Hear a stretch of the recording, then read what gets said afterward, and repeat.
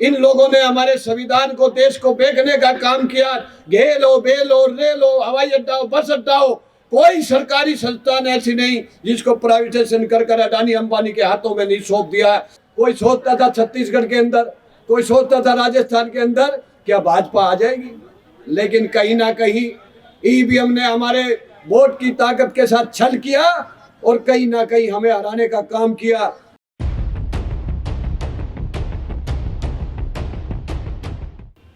सबसे पहले संविधान के निर्माता भारत रत्न बाबा साहब अंबेडकर के परिनिर्वाण दिवस पर मैं बाबा साहब के चरणों में और सभी बहुजनों के महापुरुषों के चरणों में कोटि कोटि नमन करता हूं। सम्मानित मंच पर विराजमान राज्यसभा सांसद राजमणि पटेल जी, कांग्रेस पार्टी, राज्यसभा सांसद राष्ट्रीय महासचिव बड़े भाई विशंबर दास निषाद जी समाजवादी पार्टी से, मंच पर विराजमान बबीता यादव जी, राजबाला सैनी जी, ज्योति माला जी, सम्मानित मंच पर विराजमान अतिथिगण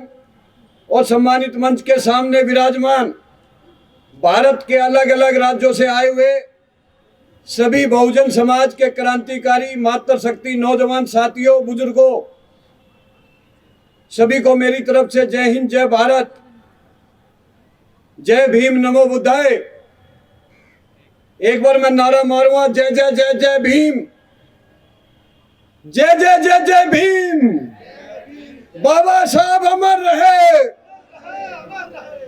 देखिए, अकेले बाबा साहब ने अपनी कलम से आज इतना हक अधिकार हमारे को दे दिया जो आज तक किसी ने नहीं दिया। इसलिए बाबा साहब को याद करते हुए आज संयुक्त बहुसंघ समाज मंच के माध्यम से इस वर्ष में लगातार चौथी बार नए अधिकार महाकुंभ का आयोजन किया जा रहा है। तो नए अधिकार महाकुंभ का आज जो मुख्य उद्देश्य है, जो देश में लगातार बहुसंघ समाज के हक अधिकार को छीना जा रहा है, जो आज संविधान को तोड़ा जा रहा है, जो आज वोट की ताकत जो बाबा साहब ने संविधान में दी वो आज ईवीएम द्वारा खत्म किया जा रहा है। जो देश में वर्षों पुरानी एक मांग है, जो बहुसंघ समाज की सभी बीमारियों की इलाज है, सभी बीमारियों की दवाई है, जातिगत जनगणना। जो बिहार सरकार ने जो जाति जनगणना कराई है, मैं बिहार सरकार के मुख्यमंत्री और डिप्टी सीएम तेजस्वी यादव को भी बहुत बहुत हार्दिक धन्यवाद देता हूं, जो उन्होंने एक बहुत ऐतिहासिक कार्य किया जिसकी गूंज आज राष्ट्रीय लेवल से हर राज्यों में गूंज रही है। तो कहीं ना कहीं मैं देश के बहुसंघ समाज के लोगों को कहना चाहता हूं कि आज हम सब लोगों को जरूरत है एकजुट होकर एक मंच पर आकर, और ये जो 3 महीने का समय बचा हुआ लोकसभा चुनाव के अंदर, इस चुनाव से पहले अगर आने वाले समय में संविधान को बचाना चाहते हो, वोट की ताकत को बचाना चाहते हो, आरक्षण को बचाना चाहते हो, जो आज अत्याचार अन्याय निरंतर बहुसंघ समाज के लोगों पर हो रहा है, उसको न्याय दिलाना चाहते हो, तो कहीं ना कहीं हमें इस लोकसभा चुनाव से पहले पूरे बहुसंघ समाज के 90% क्रांतिकारी साथियों को, मातृशक्ति को एकजुट होने की जरूरत है। तब जाकर ये संविधान, तब जाकर ये जातिगत जनगणना का मुद्दा कामयाब होगा। इसलिए मैं कम समय में ये अपनी बात को कहना चाहता हूं कि मैं देश के प्रधानमंत्री से आज इस रामलीला मैदान के ऐतिहासिक मैदान से ये कहना चाहता हूं कि माननीय प्रधानमंत्री जी, जो देश के बहुसंघ समाज की वर्षों पुरानी मांग है कि ये जातिगत जनगणना कराकर और न्यायपालिका, राजनीति और कार्यपालिका और प्राइवेट सेक्टर के अंदर उसकी संख्या के हिसाब से उसकी हिस्सेदारी देने का काम करो, वरना आने वाले लोकसभा चुनाव के अंदर बहुसंघ समाज उसी को वोट देगा जो बहुसंघ समाज के हक अधिकार की बात करेगा और जातिगत जनगणना कराकर पूरे देश में उसके हक अधिकार दिलाने का काम करेगा। तो मैं देश के बहुसंघ समाज के क्रांतिकारी लोगों से, बहुसंघ समाज के नेताओं से, जो वर्तमान में संसद का सत्र चल रहा है, हमारे बीच में बैठे हुए राजमणि पटेल ने लगातार जातिगत जनगणना की बात हो, ईवीएम हटाओ की बात हो, लगातार विशंबर दास जी ने इन मुद्दों को उठाकर संसद में इसकी गूंज को ललकारा है, कहीं ना कहीं आज ये आवाज पूरे देश के हर राज्य में गूंज रही है। कहीं ना कहीं देश की जो विपक्ष की पार्टी है, राहुल गांधी से लेकर प्रियंका गांधी से लेकर सोनिया गांधी से लेकर, देश की आज कोई ऐसी राज्य में सरकार नहीं है बीजेपी को छोड़कर जो जातिगत जनगणना की और ओबीसी जातिवार जनगणना की बात नहीं कर रही हो। कहीं ना कहीं हम कामयाबी की तरफ चल रहे हैं, लेकिन कहीं ना कहीं हम लोग आपस में कबीले के रूप में बटे हुए हैं। तो मैं कहना चाहता हूं कि जमात बनाने की जरूरत है और देश के सभी बहुसंख्य समाज के संगठनों को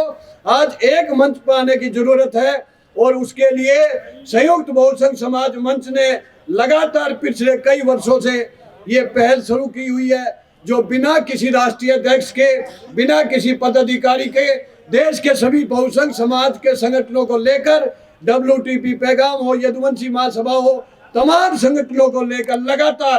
5 वर्षों से देश के अंदर बहुसंख्य समाज के हक अधिकार की आवाज को बुलंद करने का काम कर रही है। उसके लिए भी जोरदार तालियां बजाकर स्वागत करेंगे।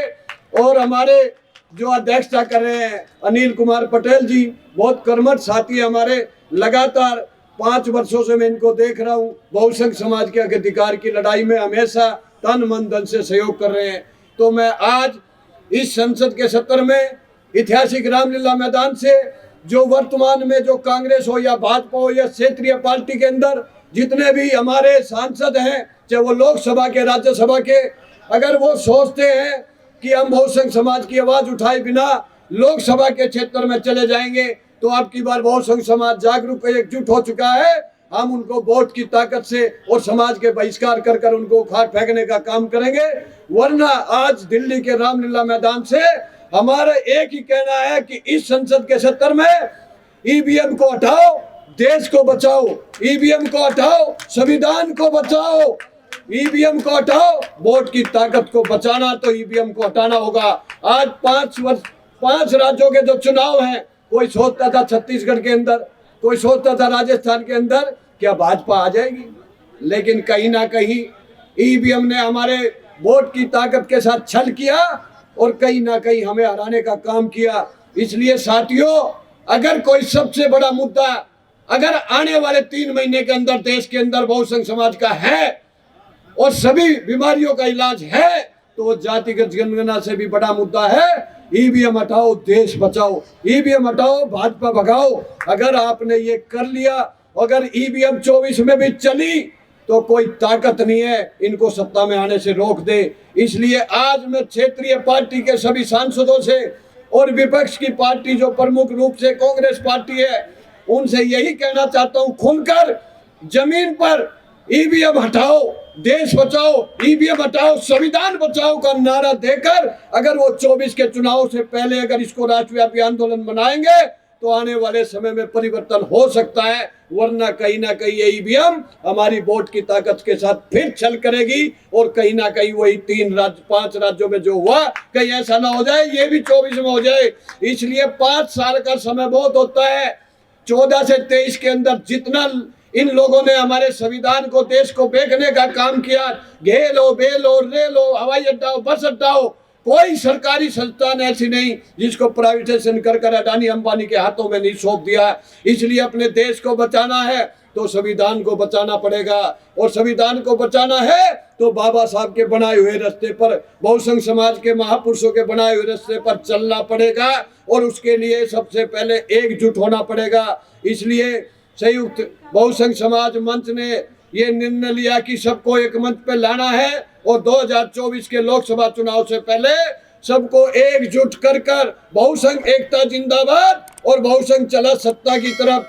की तरफ चलने के लिए ईवीएम को हटाना पड़ेगा। इसलिए आओ,